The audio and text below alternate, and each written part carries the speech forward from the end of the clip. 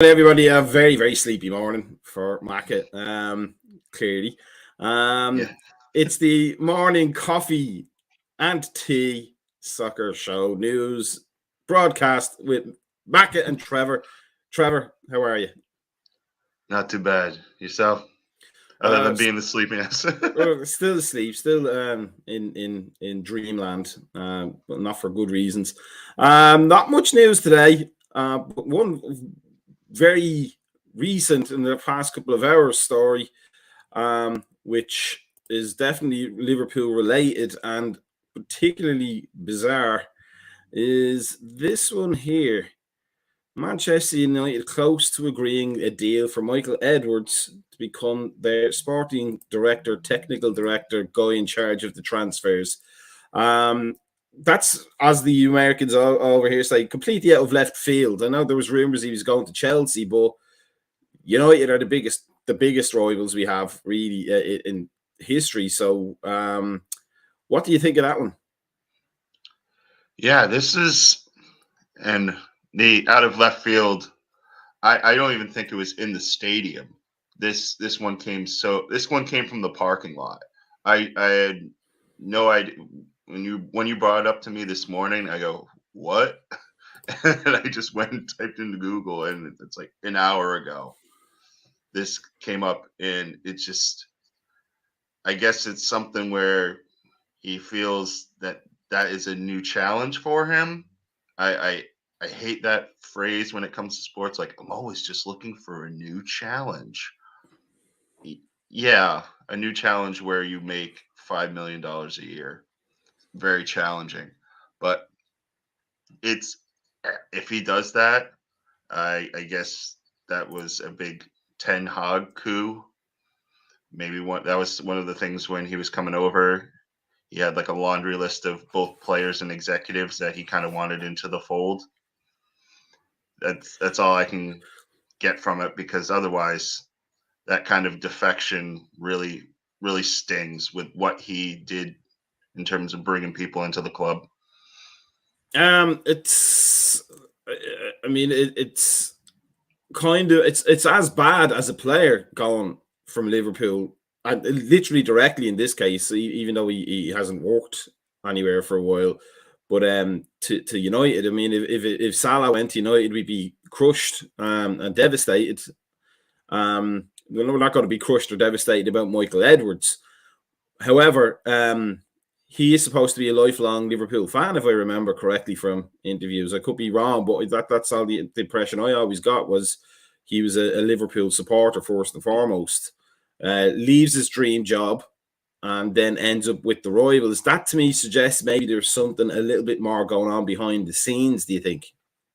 Yeah, it's the only explanation, because from all intents and purposes, these past couple of years, there didn't seem to be any rumblings that there was any dissent in the ranks and that he was significantly unhappy, but it could have been something where he was just burnt out and needed a year off, because that happens all the times in all levels of sports. Guys, coaches, players, they just need that time off to kind of reset, check their mental health, maybe spend some time with their family.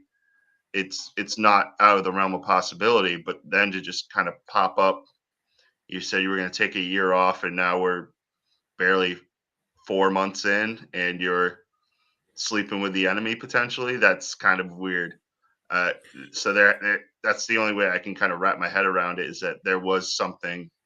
There was definitely somebody either trying to like usurp him or come in and say things that kind of undermined his authority or downplayed his role. That's all I can think of. I mean, like in logical terms, not to cast aspersions, obviously, but given that Klopp already has form for falling out with people that are close to him in terms of Buvac, say whatever happened there, we still I don't think know the full story with that. But Edwards was getting an awful lot of credit that was probably undeserved for Liverpool's success. Not that he didn't; he did a fantastic job, But recruiting the players is only not even half the battle. It's the managing, training, and organising of the players and the motivation, all that goes into it, which is what people like Klopp are paid to do. Why they're paid the big bucks. Is it possible that Michael Edwards himself thought he had far more of a role to play in Liverpool's success, and maybe that's where any issues stem from, rather than in the opposite direction from Liverpool staff to him? It could be, and this is something where we don't know too much about him in terms of his kind of personality and anything more than kind of like one off here and there interviews where you try to just read between the lines. And that's something in its own right, where if these organizations came out and said, all right, this is why A is leaving, or even if you did it kind of in not in a, like you said, not in a disparaging way of like and you can do it in the most kind of business terms. There was a conflict of difference in ideals or something like that, and you can put things out there, so it's not just thus rampantly speculating of why he's leaving and why he's going there. And if it's something where you just go, there was like a difference in ideals, and you go, all right, you put two and two together that him and Klopp either didn't agree on the direction, or didn't agree on who was getting the credit, or didn't agree on certain methods, and you part ways. These things, they happen in every facet of the world, and it's understandable. But now, when there's that gray area and there's that just blank space where an explanation should be, you really have to just kind of fill in the gaps yourself. And us, as the laymen's of the world, usually don't fill those gaps in appropriately. The thing that makes me think that there's an element of conflict there is that he really was sought after he left Liverpool. I mean, he literally could have been almost at any club in the world, not just in the Premier League. I mean, I'm sure it maybe the exception of Barcelona, Bayern Munich, and Real Madrid, who have that kind of institutional, their sporting directors are always ex-players kind of a thing. But other than that, I mean, Chelsea were interested in him. They were looking for him like immediately. Yeah, almost immediately. He could have gone to probably, I would say, any team in Italy, any team in France, PSG probably could have had it. I mean, because Leonardo was always getting into fights with people there. So, somebody who's less combative would have been ideal. But to go to United almost seems like he's trying to prove a point or something to somebody, doesn't it? Yeah, it's definitely a message sent that, oh, I'm not good enough, or this wasn't something that was on me.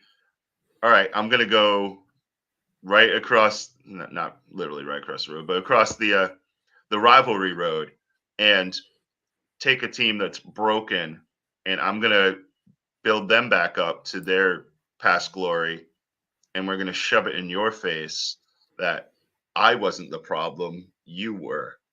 And then hopefully comes out and like cuts a wrestling promo. That'd be the only entertaining thing of it. Then I go back to hating him.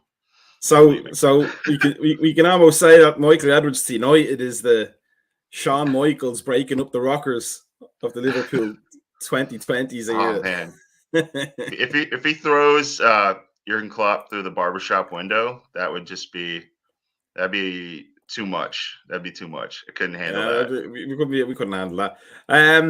Moving on to semi-related Liverpool story. Steven Gerrard sacked last week by Villa. They have not wasted any time getting a replacement. No. And the replacement is Unai Emery from Villarreal. That's something of a coup for them, isn't it? Yeah, and especially how we were just talking yesterday about the guy, I already forgot his name, the guy from Sporting Lisbon, and Ruben Amorim. Pochettino. Yeah, and Pochettino being that kind of white whale, and then Emery, they paid $6 million to get him out of Villarreal. Not 6 million euros. Yeah, got to keep the currency right. And the he's a guy that took a team that shouldn't have been anywhere near the knockout stages to the Champions League semifinals, beat Bayern and Juve on the way, took us to task in one of the legs.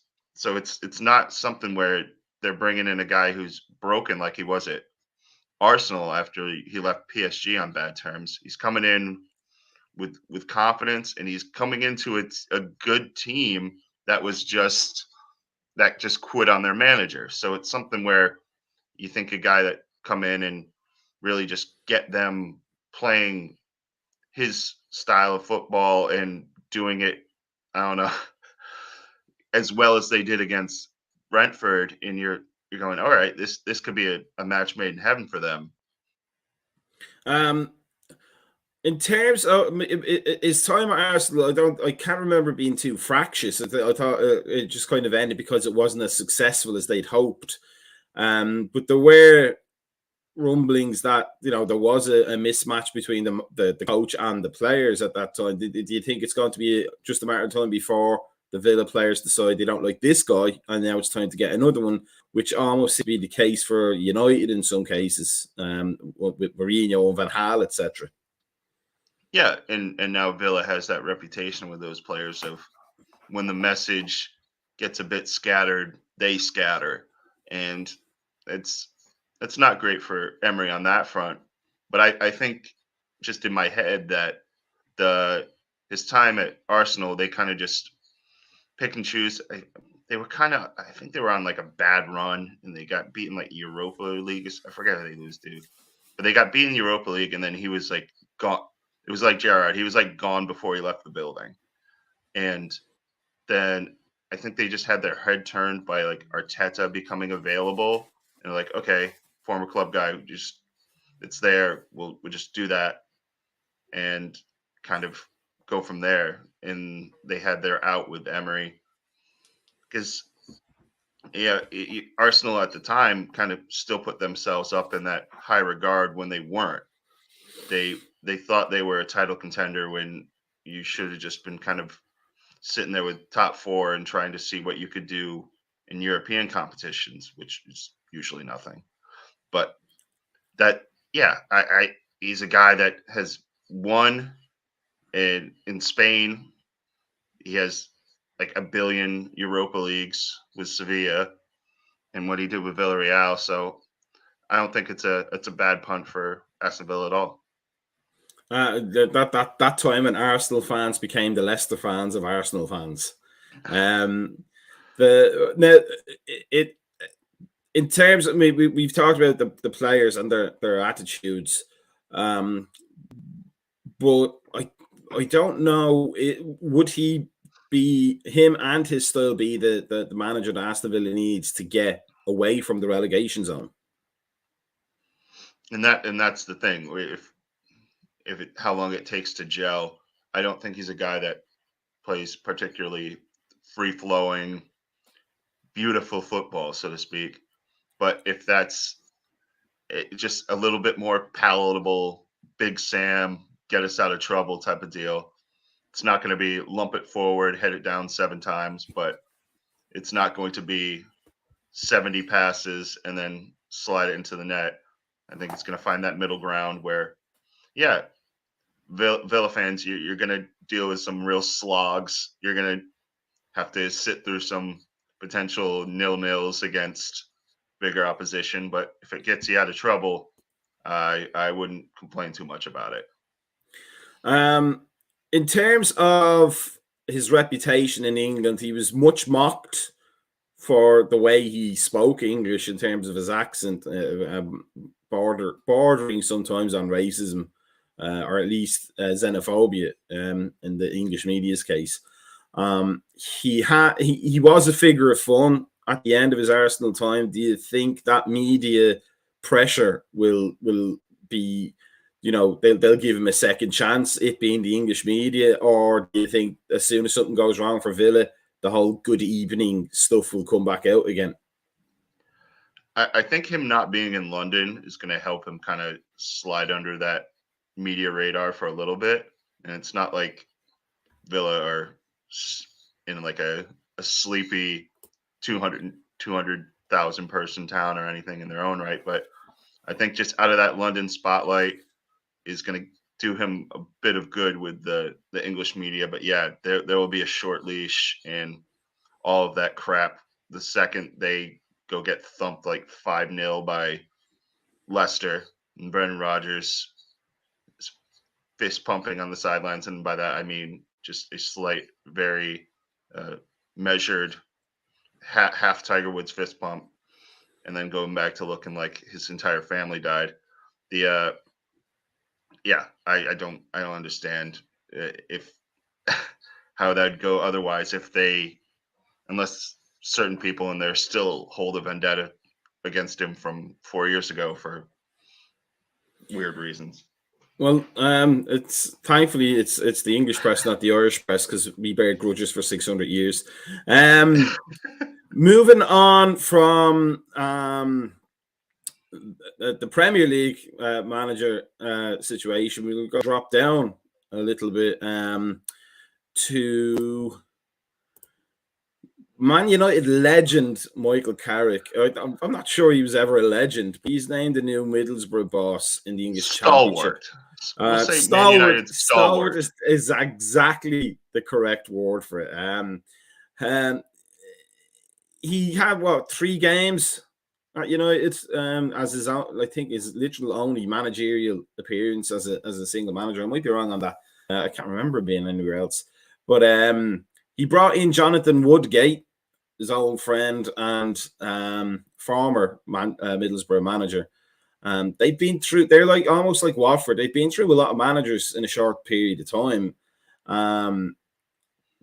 Do you think, we talked about this, I think, we definitely talked about on the pods, my whole thing about like ex-professional players, having met a lot of them on various coaching courses. They're not the brightest sparks. They're not, they have the athletic and technical ability, but never really, especially in England, at least the thinkers of the game. Is this a case of hiring the name before hiring the ability? And that seems to be a big trend. All these guys from that kind of era, the past probably 10 years where they were kind of coming to that close of their career, all those guys are starting to get a lot of jobs now. And I don't think it's something where they're just kind of picking up names just for namesake. But I do think a lot of it is for just trying to assuage fans of, oh, we hear you. We're trying to just get this guy that you know. And that's, I'm talking out both sides of my mouth a little bit there. It's something where I don't think these organizations truthfully think that a guy like Michael Carrick is going to be the one that is the savior, but it's just going to be that guy that they can yell at and know if Middlesbrough go down. And they're close to doing so. And it's, they're just built-in scapegoat ahead of time, doing your buying your Christmas presents in May. I don't know.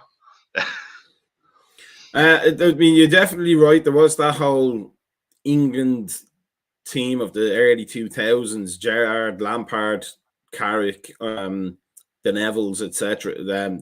They were all hugely successful. Number one, it was a good, solid team for a while. So they were, in the very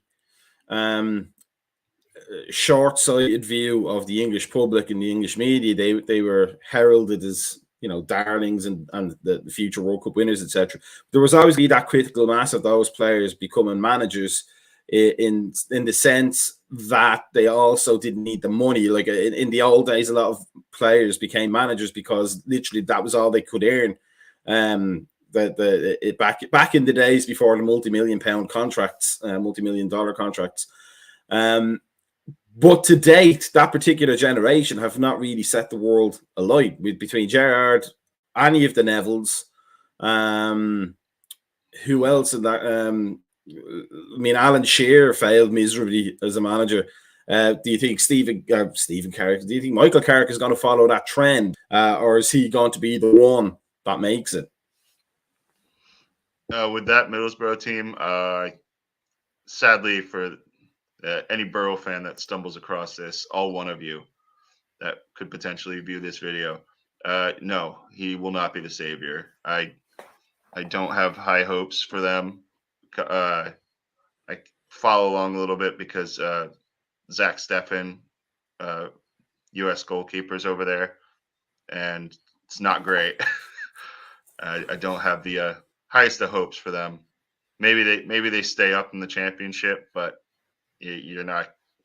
It's not going to be much more than that. Timuchin says his player CV will buy him some false credibility, which is probably about right, but didn't realise Timuchin was up this early and he could have done this show for me, let me have an extra hour in bed.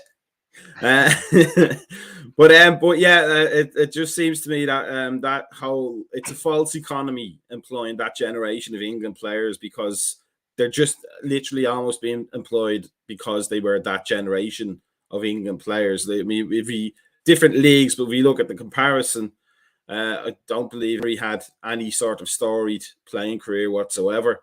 But that's infinitely a better appointment for Villa than Carrick would ever be for Middlesbrough. Do you reckon? Yeah, it's just take your lumps somewhere that's kind of off the beaten path, I say, and then get there as an assistant. And like some of these guys went through that the right way and did all these things, and then just got thrust into jobs that were way above their experience level way too soon. And then when they fail, we sit there and we mock them. But a lot of that is on the ownership who just go, "Oh, I know that guy. I played with him in FIFA 2005. I want him." And you're like, "No, we don't need to do that." But then they sign the checks, and you're going, "Okay, we'll do that." Timuchin says he's up this early because he is at the airport, but that's literally no excuse for not being on this show. Only kidding. Let's move on to nothing we have a news thing for, but that I can remember finding. But VAR is back in the news because of the game yesterday between West Ham and Bournemouth. There you go. The Bournemouth interim manager, furious as VAR decisions go against Cherries. I actually missed the actual decisions, but apparently the handball that was not out of place in a volleyball match. What do you think is? I mean, really, other leagues don't seem to be having the same problems with VAR that the Premier League is having. Do you think it's sheer incompetence, or is it ignorance on the part of the referees, or maybe even cynically, as we talked pro wrestling earlier, a little bit stage management? I don't know. And if we're gonna stay on the wrestling thing, Carrera's doing a bit of a DX suck it when he hit the bump to the eventual goal from noted cat enthusiast Kurt Zuma, my least favorite person on the planet. But I went back and I watched the video a little bit just because when you hear things and you see online that people call it like so egregious, you kind of just have to see it for yourself and kind of put into perspective how overreactions come sometimes. And then you look at it and then you see how it was handled. And if I was poor Gary O'Neill, I would have been the way he handled the post-game press conference. He's a better man than I am in so many facets, because to literally, and if you go back and you find the video, it's not hard to find. Just type in West Ham handball on Twitter. You'll find it in 2 seconds. He literally, how is this a natural position? And your arms go up. They hit the ball. It's headed off a guy's ear and into the goal. And you're just sitting there going, how can you rule that in any way? Not. And then it's so dumb. Now they go over. There's no explanation. He just looks, counts the goal, and then they just go on. in stunned disbelief, and there's zero accountability for it on the back end. If they rule it a missed call, they'll give them a useless apology in 2 days. Doesn't bring the 3 points back. Doesn't change the course of the game. It's and in England, it is easily the worst. There's everybody has their horror stories in every league in the world, but England's just seem to be the most egregious. They come up at the worst times. They're just and they're consistently bad. It's not one that comes up and you're like, "Oh my god, did you see that one this week?" It's like, "Did you see that one this half?" Yeah. They're just so consistent and they're so terrible over and over and over again. In terms of, you know, even from Liverpool's perspective, Klopp got a lot of criticism for his treatment and the red card, but his treatment of that assistant ref against City. But it's incidents like that which is where VAR is really supposed to come into operation, isn't it? It's supposed to be where a foul occurred and the centre ref missed it. But it seems to be so random sometimes in the English league. It literally just seems to be they're drinking their coffee and eating their cookies in the control room, and then like a little buzzer goes off and they have to make a VAR decision or a non-decision, and they don't even know what's going on in the game. Howard Webb, I believe, is now the chief of referees for England. I want to say I'm correct on that. Or I might be slightly wrong, or he might be the incoming one. But just the standard of referees in general is poor in England, but VAR really magnifies it, doesn't it? Yeah, and it's one and it's what it's supposed to be there to get calls right, get stuff that was missed. And so many times they just go, "Oh, it was a different phase of play, so it can't go." Then why? Why do you even have it? Okay, you were dealing with something else a minute ago, and you missed a rugby tackle. You have an earpiece where somebody can just go and tell you, Anthony, you missed the rugby tackle down the right touchline. You might want to just go look at that." And then they should just berate them for the 30 seconds that they're walking over to the monitor. How'd you miss that? How'd all your assistants miss that? Yada, yada, yada. And he gets over there and then they shut up.